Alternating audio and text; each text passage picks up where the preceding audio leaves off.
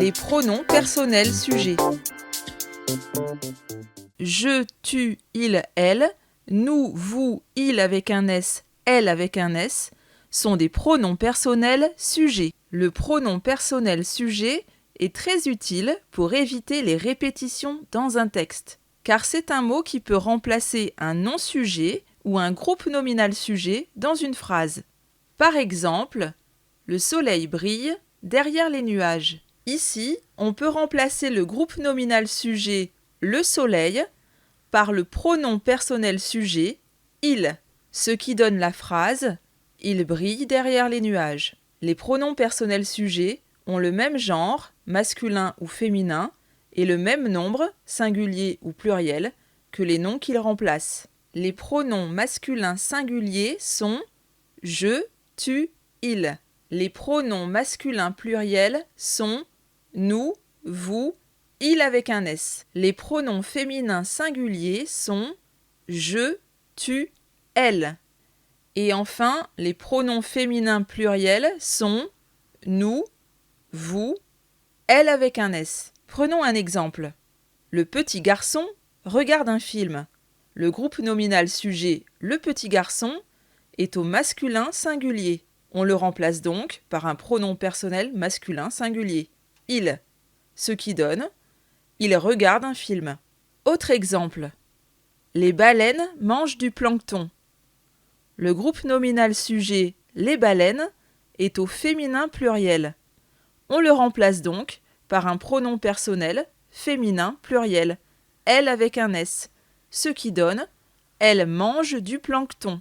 Je et nous sont des pronoms de première personne.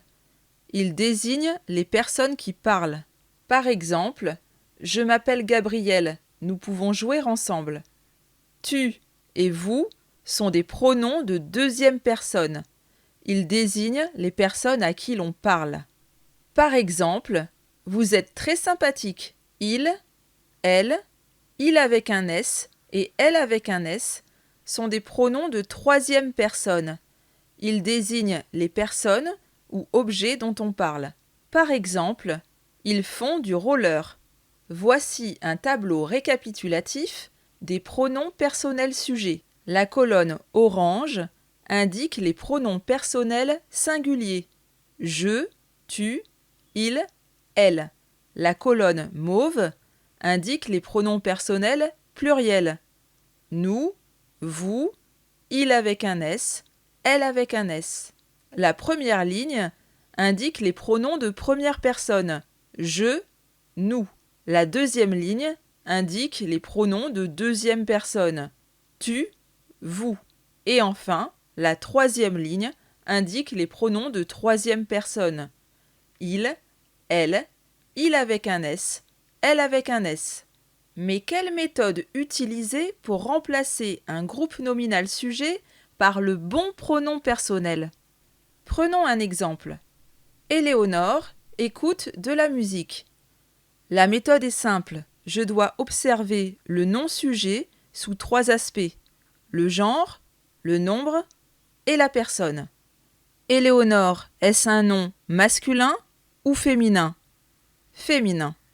Est-ce un nom singulier ou pluriel ? Singulier. Éléonore, est-ce la personne qui parle ? Est-ce la personne à qui l'on parle ? Ou bien est-ce la personne de qui on parle ? Éléonore est la personne de qui on parle. C'est donc la troisième personne. On doit alors remplacer le nom-sujet Éléonore par un pronom féminin singulier de troisième personne, c'est-à-dire elle, ce qui donne elle écoute de la musique. Dernier exemple. Mes amis et moi allons au cinéma. Quel est le genre du groupe nominal sujet mes amis et moi ? Masculin. Quel est son nombre ? Pluriel. À quelle personne correspond le sujet ? S'agit-il des personnes qui parlent ? S'agit-il des personnes à qui on parle ? Ou des personnes de qui on parle ? Ici, il s'agit des personnes qui parlent, c'est-à-dire la première personne. On doit donc remplacer le groupe nominal « mes amis et moi » par un pronom masculin, pluriel, de première personne. ce qui donne « nous allons au cinéma ».